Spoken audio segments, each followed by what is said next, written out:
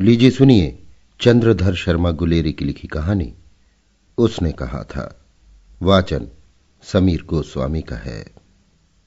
बड़े बड़े शहरों के इक्के गाड़ी वालों की जबान के कोड़ों से जिनकी पीठ छिल गई है और कान पक गए हैं, उनसे हमारी प्रार्थना है कि अमृतसर के बंबू कार्ट वालों की बोली का मरहम लगावें। जब बड़े बड़े शहरों की चौड़ी सड़कों पर घोड़े की पीठ चाबुक से धुनते हुए इक्के वाले कभी घोड़े की नानी से अपना निकट संबंध स्थिर करते हैं, कभी राह चलते पैदलों की आंखों के न होने पर तरस खाते हैं, कभी उनके पैरों की अंगुलियों के पोरों को चींत कर अपने ही को सताया हुआ बताते हैं और संसार भर की ग्लानि, निराशा और शोभ के अवतार बने नाक की सीध चले जाते हैं, तब अमृतसर में उनकी बिरादरी वाले तंग चक्करदार गलियों में हर एक लट्ठी वाले के लिए ठहर कर सब्र का समुद्र उमड़ाकर बचो खालसा जी, हटो भाई जी, ठहरना भाई, आने दो लाला जी, हटो बाछा कहते हुए सफेद फेंटों, खच्चरों और बत्तकों, गन्ने और खोमचे और भारे वालों के जंगल में से राह खेते हैं। क्या मजाल है कि जी और साहब बिना सुने किसी को हटना पड़े। ये बात नहीं कि उनकी जीभ चलती नहीं, पर मीठी छुरी की तरह महीन मार करती हुई। यदि कोई बुढ़िया बार बार चेतावनी देने पर भी लीक से नहीं हटती, तो उनकी बचनावली के ये नमूने हैं। हट जा जीणे जोगिए, हट जा कर्मा वालिए, हट जा पुत्ता प्यारिए, बच जा लंबी वालिए। समष्टि में इनके अर्थ हैं कि तू जीने योग्य है, तू भाग्यों वाली है, पुत्रों को प्यारी है, लंबी उम्र तेरे सामने है, तू क्यों मेरे पहिए के नीचे आना चाहती है, बच जा। ऐसे बंबू कार्ट वालों के बीच में होकर एक लड़का और एक लड़की चौक की एक दुकान पर आ मिले। उसके बालों और इसके ढीले सुथने से जान पड़ता था कि दोनों सिख हैं। वो अपने मामा के केश धोने के लिए दही लेने आया था और ये रसोई के लिए बड़ियां। दुकानदार एक परदेसी से गुथ रहा था जो शेर भर गीले पापड़ों की गड्डी को गिने बिना हटता न था। तेरे घर कहां है? मगरे में। और तेरे? माझे में। यहां कहां रहती है? अंतर सिंह की बैठक में। वे मेरे मामा होते हैं। मैं भी मामा के यहां आया हूं, उनका घर गुरु बाजार में है। इतने में दुकानदार निपटा और इनका सौदा देने लगा। सौदा लेकर दोनों साथ साथ चले। कुछ दूर जाकर लड़के ने मुस्कुराकर पूछा, तेरी कुड़माही हो गई? इस पर लड़की कुछ आंखें चढ़ाकर धत कहकर दौड़ गई और लड़का मुंह देखता रह गया। दूसरे दिन सब्जी वाले के यहां, दूध वाले के यहां अकस्मात दोनों मिल जाते। महीना भर यही हाल रहा। 2-3 बार लड़के ने फिर पूछा, तेरी कुड़माई हो गई? और उत्तर में वही धत मिला। एक दिन जब फिर लड़के ने वैसे ही हंसी में चढ़ाने के लिए पूछा, तो लड़की लड़के की संभावना के विरुद्ध बोली, हां हो गई। कब? कल। देखते नहीं ये रेशम का कढ़ा हुआ सालू? लड़की भाग गई। लड़के ने घर की राह ली। रास्ते में एक लड़के को मोरी में ढकेल दिया, एक छावड़ी वाले की दिन भर की कमाई खोई, एक कुत्ते को पत्थर मारा और एक गोभी वाले के ठेले में दूध उड़ेल दिया। सामने नहाकर आती हुई किसी वैष्णवी से टकराकर अंधे की उपाधि पाई, तब कहीं घर पहुंचा। राम राम, ये भी कोई लड़ाई है? रात दिन खंदकों में बैठे हड्डियां अकड़ गई। लुधियाना से 10 गुना जाड़ा और मेह और बर्फ ऊपर से पिंडलियों तक कीचड़ में धसे हुए हैं। जमीन कहीं दिखती नहीं। घंटे 2 घंटे में कान के पर्दे फाड़ने वाले धमाके के साथ सारी खंदक हिल जाती है और 100-100 गज धरती उछल पड़ती है। इस गैबी गोले से बचे तो कोई लड़े। नगरकोट का जलजला सुना था। यहां दिन में 25 जलजले होते हैं। जो कहीं खंदक से बाहर साफा या कोहनी निकल गई तो चटाक से गोली लगती है। नामालूम बेईमान मिट्टी में लेटे हुए हैं या घास की पत्तियों में छिपे रहते हैं। लहना सिंह और 3 दिन है। 4 तो खंदक में बिता ही दिए। परसों रिलीफ आ जाएगी और फिर 7 दिन की छुट्टी। अपने हाथों झटका करेंगे और पेट भर खाकर सो रहेंगे। उसी फिरंगी मेम के बाग में मखमल का सहारा घास है, फल और दूध की वर्षा कर देती है। लाख कहते हैं, दाम नहीं लेती। कहती है, तुम राजा हो, मेरे मुल्क को बचाने आए हो। 4 दिन तक एक पलक नींद नहीं मिली। बिना फेरे घोड़ा बिगड़ता है और बिना लड़े सिपाही। मुझे तो संगीन चढ़ाकर मार्च का हुक्म मिल जाए, फिर 7 जर्मनों को अकेला मारकर न लौटूं तो मुझे दरबार साहब की दहली पर मत्था टेकना नसीब न हो। पाजी कहीं के कलों के घोड़े संगीन देखते ही मुंह फाड़ देते हैं और पैर पकड़ने लगते हैं। यों अंधेरे में 30-30 मन का गोला फेंकते हैं। उस दिन धावा किया था, 4 मील तक एक जर्मन नहीं छोड़ा। पीछे जनरल ने हट जाने का कमान दिया, नहीं तो सीधे बर्लिन पहुंच जाते। क्यों? सूबेदार हजार सिंह ने मुस्कुराकर कहा, लड़ाई के मामले में जमादार या नायक के चलाए नहीं चलते। बड़े अफसर दूर की सोचते हैं। 300 मील का सामना है, एक तरफ बढ़ गए तो क्या होगा? सूबेदार जी सच है, लहना सिंह बोला, पर करें क्या? हड्डियों हड्डियों में तो जाड़ा धंस गया है। सूर्य निकलता नहीं और खाई में दोनों तरफ से चंबे की बावलियों के से सोते झर रहे हैं। एक धावा हो जाए तो गर्मी आ जाए। उद्यमी उठ, सिगड़ी में कोले डाल। वजीरा, तुम 4 जने बाल्टियां लेकर खाई का पानी बाहर फेंको। महासिंह, शाम हो गई है, खाई के दरवाजे का पहला बदल दो। ये कहते हुए सूबेदार सारी खंदक में चक्कर लगाने लगे। वजीरा सिंह पलटन का विदूषक था। बाल्टी में गंदला पानी भरकर खाई के बाहर फेंकता हुआ बोला, मैं पाधा बन गया हूं, करो जर्मनी के बादशाह का तर्पण। इस पर सब खिलखिला पड़े और उदासी के बादल फट गए। लहना सिंह ने दूसरी बाल्टी भरकर उसके हाथ में देकर कहा, अपनी बाड़ी के तरबूजों में पानी दो। ऐसा खाद का पानी पंजाब भर में नहीं मिलेगा। हां, देश क्या है, स्वर्ग है। मैं तो लड़ाई के बाद सरकार से 10 गुमा जमीन यहां मांग लूंगा और फलों के बूटे लगाऊंगा। लाड़ी होरा को भी यहां बुला लोगे या वहीं दूध पिलाने वाली फरंगी में? चुप कर, यहां वालों को शर्म नहीं। देश देश की चाल है। आज तक मैं उसे समझा ना सका कि सिख तंबाकू नहीं पीते। वो सिगरेट देने में हट करती है, होठों में लगाना चाहती है और मैं पीछे हटता हूं तो समझती है कि राजा बुरा मान गया, अब मेरे मुल्क के लिए लड़ेगा नहीं। अच्छा, बोध सिंह कैसा है? अच्छा है, जैसे मैं जानता ही ना हूं। रात भर तुम अपने कंबल उसे उड़ाते हो और आप सिगड़ी के सहारे गुजर करते हो। उसके पहरे आप पहरा दे आते हो, अपने सूखे लकड़ी के तख्ते पर उसे सुलाते हो। आप कीचड़ में पड़े रहते हो, कहीं तुम न मांदे पड़ जाना। जाड़ा क्या है, मौत है, और निमोनिया से मरने वालों को मुरब्बे नहीं मिला करते। मेरा डर मत करो, मैं तो बुलेल की खड्ड के किनारे मरूंगा। भाई कीरत सिंह की गोदी पर मेरा सिर होगा और मेरे हाथ के लगाए हुए आंगन के आम के पेड़ की छाया होगी। वजीरा सिंह ने त्योरी चढ़ाकर कहा, क्या मरने मारने की बात लगाई है? मरे जर्मनी और तुरक। हां भाइयों, कैसे?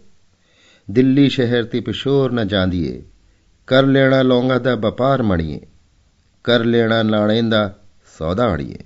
ओए, लाड़ा चटका कदुए नू, कद्दू बनाया वे मजेदार गोरिए, हुण लाड़ा चटाका कदुए नू। कौन जानता था कि दाढ़ियों वाले घरबारी सिख ऐसे लुच्चों का गीत गाएंगे, पर सारी खंदक इस गीत से गूंज उठी और सिपाही फिर ताजे हो गए, मानो 4 दिन से सोते और मौज ही करते रहे हों। दोपहर रात गई है, अंधेरा है, सन्नाटा छाया हुआ है। बोध सिंह खाली बिस्कुटों के 3 टिनों पर अपने दोनों कंबल बिछाकर और लहना सिंह के 2 कंबल और एक बरान कोट ओढ़कर सो रहा है। लहना सिंह पहरे पर खड़ा हुआ है, एक आंख खाई के मुंह पर और एक बोधा सिंह के दुबले शरीर पर। बोधा सिंह कराहा, क्यों बोधा भाई, क्या है? पानी पिला दो। लहना सिंह ने कटोरा उसके मुंह से लगाकर पूछा। कहो कैसे हो? पानी पीकर बोधा बोला, कंपनी छूट रही, रोम रोम में तार दौड़ रहे हैं, दांत बज रहे हैं। अच्छा, मेरी जर्सी पहन लो। और तुम? मेरे पास सिगड़ी है और मुझे गर्मी लगती है, पसीना आ रहा है। ना, मैं नहीं पहनता, 4 दिन से तुम मेरे लिए। हां, याद आई, मेरे पास दूसरी गरम जर्सी है, आज सवेरे ही आई है। विलायत से बुन बुन कर भेज रही है मैमे, गुरु उनका भला करे। यूं कहकर लहना अपना कोट उतार कर जर्सी उतारने लगा। सच कहते हो? और नहीं झूठ। यूं कहकर नाही करते बोधा को उसने जबरदस्ती जर्सी पहना दी और आप खाकी कोट और जीन का कुर्ता भर पहनकर पहरे पर आ खड़ा हुआ। मेम की जर्सी की कथा केवल कथा थी। आधा घंटा बीता। इतने में खाई के मुंह से आवाज आई, सूबेदार हजारा सिंह। कौन? लपटन साहब, हुक्म हुजूर, कहकर सूबेदार तनकर फौजी सलाम करके सामने हुआ। देखो, इसी दम धावा करना होगा। मील भर की दूरी पर पूरब के कोने में एक जर्मन खाई है, उसमें 50 से ज्यादा जर्मन नहीं है। इन पेड़ों के नीचे नीचे 2 खेत काट कर रास्ता है, 3-4 घुमाव है। जहां मोड़ है वहां पर 15 जवान खड़े कर आए हूं। तुम यहां 10 आदमी छोड़कर सबको साथ ले उनसे जा मिलो। खंदक छीन कर वहीं जब तक दूसरा हुक्म न मिले डटे रहो। हमें यहां रहेगा। जो हुक्म। चुपचाप सब तैयार हो गए। बोधा भी कंबल उतार कर चलने लगा। तब लहना सिंह ने उसे रोका। लहना सिंह आगे हुआ तो बोधा के बाप सूबेदार ने उंगली से बोधा की ओर इशारा किया। लहना सिंह समझकर चुप हो गया। पीछे 10 आदमी कौन रहे, इस पर बड़ी हुज्जत हुई। कोई रहना न चाहता था। समझा बुझाकर सूबेदार ने मार्च किया। लपटन साहब लहना की सिगड़ी के पास मुंह फेर कर खड़े हो गए और जेब से सिगरेट निकालकर सुलगाने लगे। 10 मिनट बाद उन्होंने लहना की ओर हाथ बढ़ाकर कहा, लो तुम भी पियो। आंख मारते मारते लहना सिंह सब समझ गया। मुंह का भाव छिपाकर बोला, लाओ साहब। हाथ आगे करते ही उसने सिगड़ी के उजाले में साहब का मुंह देखा, बाल देखे, तब उसका माथा ठनका। लपटन साहब के पट्टियों वाले बाल एक दिन में ही कहां उड़ गए और उनकी जगह कैदियों से कटे बाल कहां से आ गए। शायद साहब शराब पिए हुए हैं और उन्हें बाल कटवाने का मौका मिल गया है। लहना सिंह ने जांचना चाहा। लपटन साहब 5 वर्ष से उसकी रेजिमेंट में थे। क्यों साहब, हम लोग हिंदुस्तान कब जाएंगे? लड़ाई खत्म होने पर। क्यों? क्या ये देश पसंद नहीं? नहीं साहब, शिकार के वे मजे यहां कहां। याद है, पारसाल नकली लड़ाई के पीछे हम आप जगाधारी जिले में शिकार करने गए थे। हां हां, वहीं जब आप खोते पर सवार थे और आपका खानसामा अब्दुल्ला रास्ते के एक मंदिर में जल चढ़ाने को रह गया था। बेशक पाची कहीं का।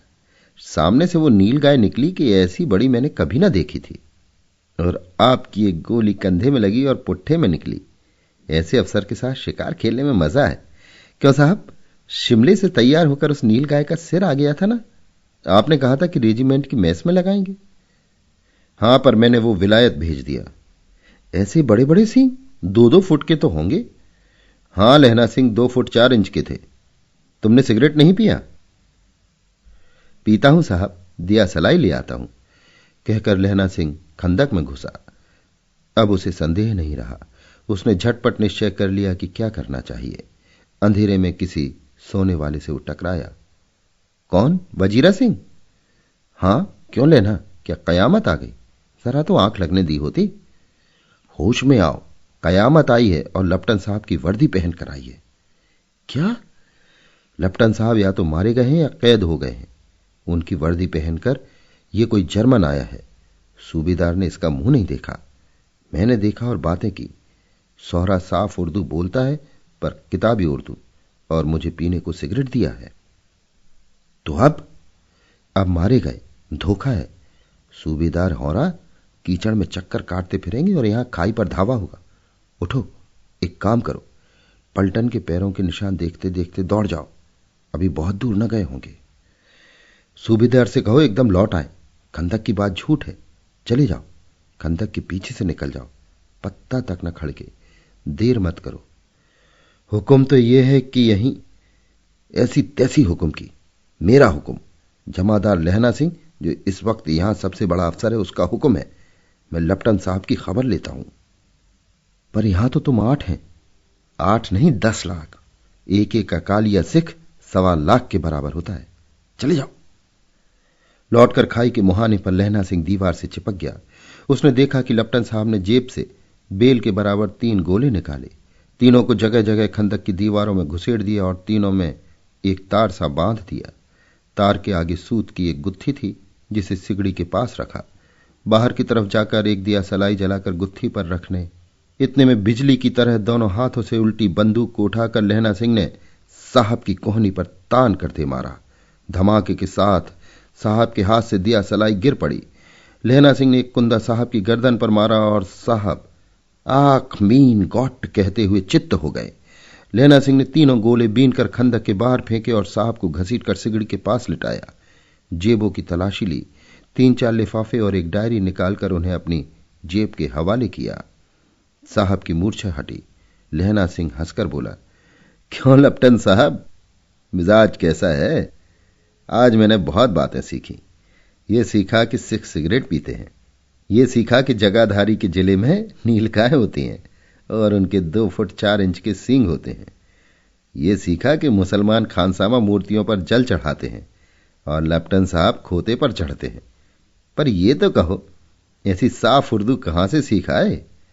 हमारे लेफ्टन साहब तो बिन डैम के 5 लफ्ज भी नहीं बोला करते थे। लहना ने पतलून की जेबों की तलाशी नहीं ली थी। साहब ने मानो जाड़े से बचने के लिए दोनों हाथ जेबों में डाले। लहना सिंह कहता गया, चालाक तो बड़े हो, पर माझे का लहना इतने बरस लपटन साहब के साथ रहा है, उसे चकमा देने के लिए 4 आंखें चाहिए। 3 महीने हुए एक तुर्की मौलवी मेरे गांव आया था। औरतों को बच्चे होने की तावीज बांटता था और बच्चों को दवाई देता था। चौधरी के बड़ के नीचे मंजा बिछाकर हुक्का पीता रहता था और कहता था कि जर्मनी वाले बड़े पंडित हैं, वेद पढ़ पढ़कर उसमें से विमान चलाने की विद्या जान गए हैं। गौ को नहीं मारते, हिंदुस्तान में आ जाएंगे तो गौ हत्या बंद कर देंगे। मंडी के बनियों को बहकाता कि डाकखाने से रुपया निकाल लो, सरकार का राज्य जाने वाला है। डाक बाबू पौलूराम भी डर गया था। मैंने मुल्ला जी की दाढ़ी मूड़ दी थी और गांव से बाहर निकालकर कहा था कि जो मेरे गांव में अब पैर रखा तो। साहब की जेब में पिस्तौल चला और लहना की जांघ में गोली लगी। इधर लहना की हेनरी मार्टिन के 2 फायरों ने साहब की कपाल क्रिया कर दी। धड़ाका सुनकर सब दौड़ आए। बोधा चिल्लाया, क्या है? लहना सिंह उसे यह कहकर सुला दिया कि एक हड़का हुआ कुत्ता आया था, मार दिया, और औरों से सब हाल कह दिया। सब बंदूकें लेकर तैयार हो गए।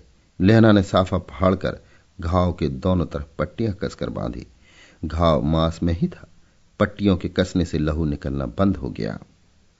इतने में 70 जर्मन चिल्लाकर खाई में घुसे। सिखों की बंदूकों की बाढ़ ने पहले धावे को रोका, दूसरे को रोका, पर यहां थे 8। लहना सिंह तक तक कर मार रहा था। वो खड़ा था और लेटे हुए थे, और वे 70 अपने मुर्दा भाइयों के शरीर पर चढ़कर जर्मन आगे घुसे आते थे। थोड़े से मिनटों में वे अचानक आवाज आई, वाह गुरुजी की फतह, वाह गुरुजी का खालसा, और धड़ाधड़ बंदूकों के फायर जर्मनों की पीठ पर पड़ने लगे। ऐन मौके पर जर्मन 2 चक्की के पाटों के बीच में आ गए। पीछे से सूबेदार हजारा सिंह के जवान आग बरसाते थे और सामने लहना सिंह के साथियों के संगीन चल रहे थे।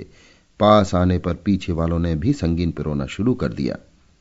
एक किलकारी और, अकाल सिखां दी फौज आई, वाह गुरुजी फतह, वाह गुरुजी था खालसा, सत श्री अकाल पुरख, और लड़ाई खत्म हो गई।